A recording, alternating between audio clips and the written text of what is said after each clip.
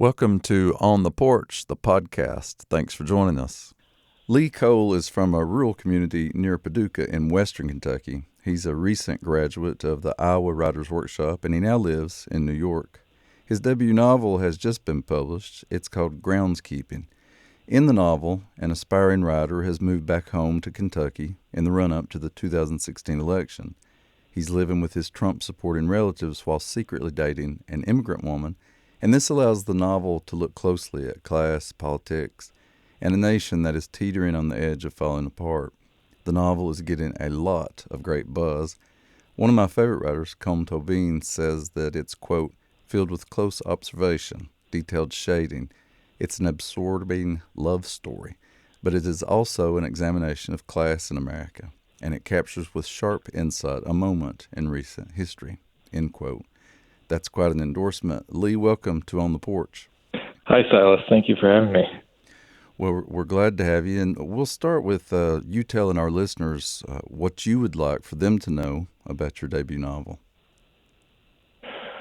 Well, like you said, it's about an aspiring writer who returns home to live with his grandfather and uncle. And he gets a job at a nearby college where he's permitted to take a writing course, and it's there that he meets Alma, a visiting writer at the school, and they sort of begin a secret relationship.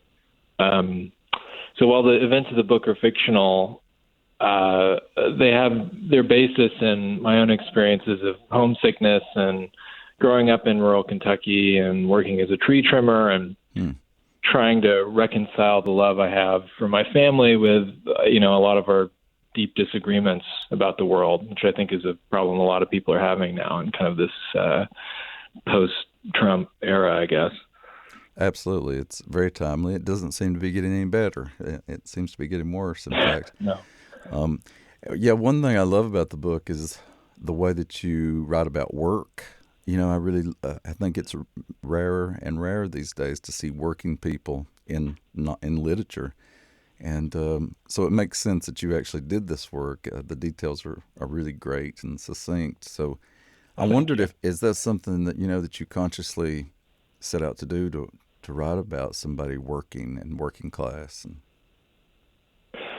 Yeah, that's something I think a lot about. One of the literary writers, I guess, who I was drawn to most early on was Carver, and I think it was because I recognized people that I knew from jobs that I'd worked in his fiction, and there was a lot of fiction that I encountered then that wasn't about working class people, and that I felt sort of like an alien world to me, or a world that I didn't really, I wasn't really familiar with, So it was important to me to try to write about working people and the way they talk and the kinds of jokes that they make and just the kind of banter that goes on during a workday, which is long and full of boredom, and you have to fill that time with something. So there's a lot of great talk that goes on during that.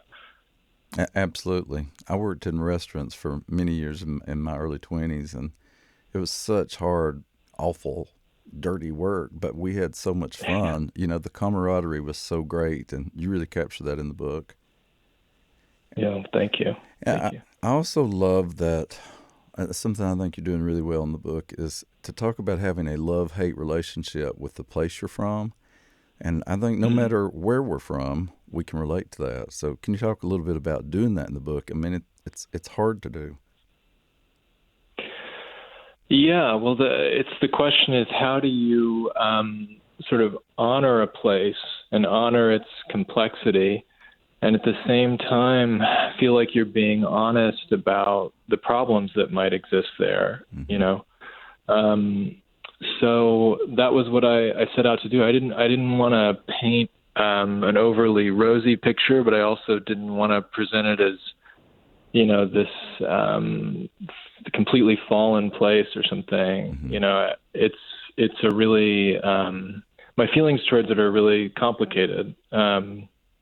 So when I'm home, I feel like my first few days there, I can kind of exhale and feel this sense of relief almost. But then the more time I spend, the more I sort of get antsy, and Mm-hmm. I was trying to kind of explore that feeling in the book and be honest about it. Right. Do you feel like most of that is the culture of the politics? Is a big part of it? I think that's a big part of it, and it's becoming even harder now because I wrote this book before COVID and before January 6th, and Mm-hmm. it's even harder now to kind of just reckon with some of the stuff that seems to be becoming mainstream on the right, and Mm-hmm. it's hard to just merely agree to disagree about something as bonkers as the kind of QAnon stuff or whatever. Yes. So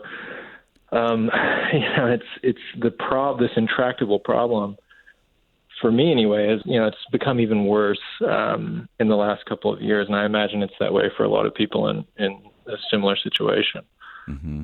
Yet one thing you do in the book is you write about your characters with real complexity, sort of the same way you're writing about the place. It's not vilified, nor is it romanticized. It's complex. Mm-hmm.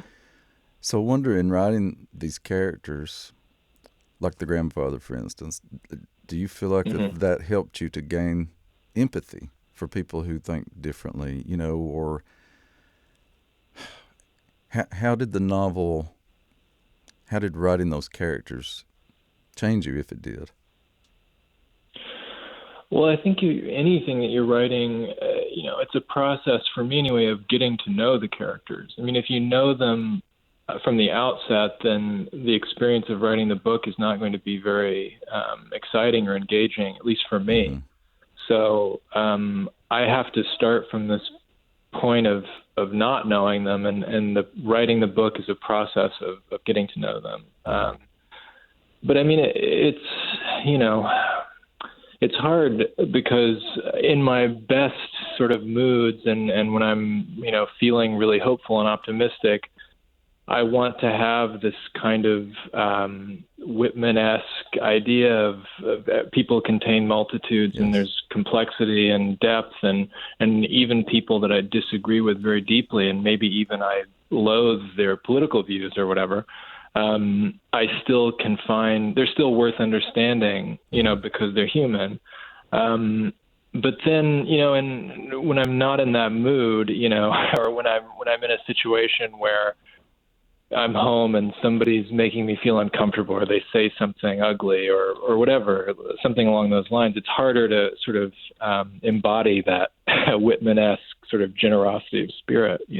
But it's something to aspire to, I guess, when you're writing characters who are difficult. I think it's something you Mm-hmm. especially have to keep in mind with difficult characters. It's in some ways it's easy to write characters that you agree with or who are really familiar to Mm-hmm. you, but it's the characters who are hard and whose lives might seem alien to you that you really have to put a lot of work in and try to understand them and understand where they're coming from. Right. Yeah. It's the challenge makes it more interesting as the writer. Oscar Wilde said that he gave his best lines to the characters he disagreed with the most, and so I think about that sometimes when I'm writing, the antagonist. Well, why don't you read a little bit of the book for us, and while you find your place there, I will remind everyone that we're speaking to Lee Cole about his debut novel, Groundskeeping, here on the porch on WUKY 91.3 FM. So if you're ready, let's hear that excerpt. Sure. So I'm going to read it from a section where Owen, the protagonist, and Alma are at a Cracker Barrel. So I'll just jump right in. So you liked this place when you were a kid, Alma said, when we'd been seated. No, I hated it, I said. I still kind of hate it, though the hatred is mixed with nostalgia. I drew over the little peg game from where it was nestled between the flickering oil lamp and the bottle of peppers and vinegar. Alma cast her eyes about curiously. The dining floor was sparsely seated. A table of boisterous bikers sat in the back in their leather chaps and flame-printed do-rags. 3 or 4 elderly couples were seated in our section, waiting for their food. A fire crackled in the fieldstone hearth, and the wood-smoked air was mingled with the aromas of coffee and bacon and maple syrup. All was warm and quiet. Even the hiss and clatter of the kitchen was hardly audible. What did your parents like about it, she asked. After mulling over the question, I explained that Cracker Barrel was cheap, and they were working-class people without a lot of money who nonetheless wanted the experience of a family outing. They loved the food and the decor, not because they had bad taste, but because it was familiar to them. They'd grown up on actual farms, milking actual cows and pulling the suckers from actual tobacco. They'd eaten stewed apples and turnip greens and ham hock, and the tools on the walls had been the tools their fathers used in a time that was not, at least in Kentucky, some distant yesteryear. It was recent and vivid, and the ache of its passing away, therefore still present, like a phantom limb. Excellent. Do you really put us in that Cracker Barrel? I've certainly been there for sure, and can relate to so many of those observations. Well, tell me about your experience of growing up in Kentucky. Well, that scene in Cracker Barrel sort of says a lot, I think, because by the time, I was a kid, a lot of the agrarian traditions in my area of Kentucky, Western Kentucky, had really begun to fade away and had become relics hanging on the walls of Cracker Barrel, So I can remember, though, my grandparents having all of these antiques, and antiques play a big part in the book, too. I mean, this character, Owen, is living in a basement sort of surrounded by antiques. And I can remember feeling like they were these kind of enchanted objects. I mean, they might as well have been from, ancient Rome or something, because it seemed like so far away from where we were. But I just remember being so enchanted by that and feeling like, there was this period that was authentic and unique, and that it was being replaced by places like Cracker Barrel and Walmart and McDonald's, and it was this kind of homogenizing influence where this town that used to have a unique signature, or these several towns in Western Kentucky and really all over that used to have this unique signature, were kind of becoming like anywhere towns where you could get off the interstate and they all sort of look the same. They've got the same fast food places and the same kind of that kind of thing. And so, it wasn't until later, reading somebody like Wendell Berry, that I found an articulation of that. It was something I'd always felt, but I'd never been able to say it. I don't know. I guess all of that kind of went into the mix and was grist for the mill and made me into the writer that I am now, and gave me the kind of worldview that I have, if that makes sense. Mm-hmm. Yeah, some of what you're saying reminds me of your piece that was in Time magazine, and you were raised pretty close to Mayfield, and of course Mayfield has had such a spotlight on it since the tornado that happened there in early December. And one of the things that you write about in that essay is a place that to some degree is even before the tornado physically removed it, what Mayfield has sort of been lost. It's no longer really an agricultural place. It's been lost to industry, right? Can you talk just a little bit about that? Yeah, well, I mean, I don't think that process is necessarily unique to Mayfield either. I mean, I lived in Iowa for 3 years, and you go to any of the small sort of farming towns in Iowa, and you see the same thing, where there's been this kind of commodification of nostalgia, where the towns have, where there was once sort of hardware stores and, pharmacies and real businesses, those have kind of been replaced by antique stores, and the kind of close-knit communities that used to exist in these places have kind of fallen apart. And I think a lot of it has to do with, these jobs sort of leaving these places, and in Mayfield specifically, I write about the General Tire plant there where my uncle worked. And, that was a good job, and it's gone now. And it's a similar story in Paducah, but it's not as if those jobs don't come with their own sort of complicated baggage. I mean, like in Paducah, we had USAC, which in some ways was a good job, but it was also a kind of environmental calamity, and they're still cleaning up the mess. This of these depleted uranium canisters in at the site there. So, it's just sort of this sad, slowly unfolding process that I wanted to write about in that essay, and it felt like this tragic disaster of the tornado was a kind of hastening or an acceleration of this process that I already saw going on. Yes, everyone listening out there can read that essay if they just go to Time's website and type in Lee Cole. That's Leecole. Well, you went from rural Kentucky to the Iowa Writers Workshop. In between there, you went to undergrad. Where was that? I kind of went all over. I wasn't a very great student, to be honest with you. I started out at the University of Kentucky and went a few semesters there.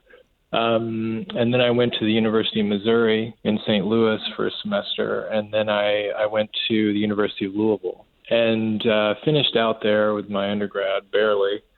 And then I lived around Paducah for a while and worked some jobs. And then I lived in Colorado for a year where I worked as a tree trimmer. And then I came back kind of in a, with no prospects really, and decided to work at the UPS Air Hub in Louisville. And the whole deal there was that they would pay your tuition. They would pay for you to take some classes. And so I just took some writing workshops at the University of Louisville. And I was lucky enough to have some great teachers there who encouraged me and told me that I should keep going, But getting into Iowa was such a long shot to me. I can remember reading about it, reading that, Cheever and Carver had taught there. And thinking, well, maybe in my next life, maybe my next reincarnation or something, I can go there. But, it was really a life-changing thing to go, and I feel really lucky. Well, this is Silas House, and I'm talking to Lee Cole, author of the new novel, Groundskeeping, here on the porch on WUKY 91.3 FM. We are listener-supported radio. Back to our conversation. Well, you mentioned a couple of writers who were influential on you, but who are some of your other favorite writers that come to mind? I know that's a hard question. It changes all the time for me. I know. It depends on my mood. When somebody asks me that, who I would say is my favorite. But I think lately I've been saying Lucia Berlin, just because I don't know. I just love her stories, and I feel like she has such a warmth for humanity, I guess, is the best way to put it. And she has such a strong sense of place in her work, too, even though she lived all over. I mean, she wasn't particularly rooted to any one place. I mean, a lot of her stories take place in Oakland, but anywhere she was, she kind of could fully see that place, I think, with a clear eye. Mm-hmm. So, and, I mentioned Carver, too, who is important to me. Sam Shepard, Jane Ann Phillips, and then, I mentioned Wendell Berry also, who was really life-changing for me to read The Unsettling of America and his little book, What Are People For?, which was really, really affected me, and felt like it put into words what I had been trying to say, or what I had felt anyway. I know that you've said Bobby Ann Mason's work has been a touchstone for you, and I would have to agree with that myself. I mean, especially being from Western Kentucky, she's, such the voice for Western Kentucky. But why does her writing speak to you in particular? Well, I mean, for one thing, she just captures the way that people talk so well in that part of Kentucky. Mm-hmm. I mean, that was the main thing that struck me reading her for the first time. It's like, I know these people, and it's not just, I mean, she has, of course, Shiloh and Love Life are two great story collections. Her novel In Country is also really fantastic too. And I just, it was a sort of a similar thing with reading, Carver or Larry Brown or any of these people. I just felt like I recognized the people in her books, and I recognized the kind of work that they did, and the way they talked and the way they talked about family and home.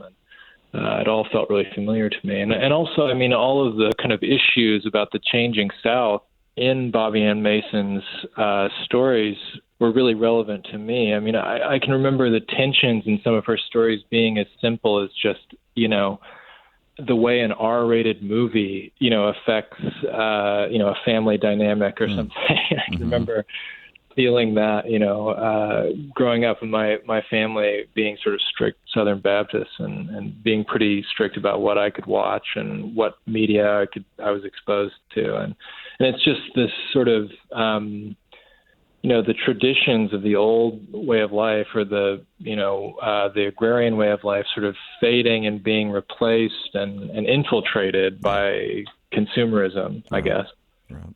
Well, this show is all about books and music. We tend to talk a lot about that. So I'm also wondering what music you've been listening to lately that you've really been loving. I've been listening to a lot of Angel Olsen lately. She had a single with Sharon Van Etten that came out a little while ago called "Like I Used to." It's been on pretty heavy rotation. Mm-hmm. And Fleetwood Mac lately too. Gypsy, I've been listening to a lot. I don't know, they're kind of similar. These songs are kind of similar vibe, I guess, and so that's what I've been listening to a lot recently. Yeah, Fleetwood never gets old. Never. Never gets old, no. Right. Well, Lee, I'm wishing you the best of luck with the new novel. Once again, it's called Groundskeeping, and our guest is Lee Cole. That's Cole. So you can find the novel wherever fine books are sold. Until next time, be good to one another. Thanks for listening to the podcast of On the Porch. I'm your host, Silas House. This episode was engineered and produced by DeBron Thomas at the studios of WUKY 91.3 FM in Lexington, Kentucky. We are listener-supported radio, and we thank you for joining us.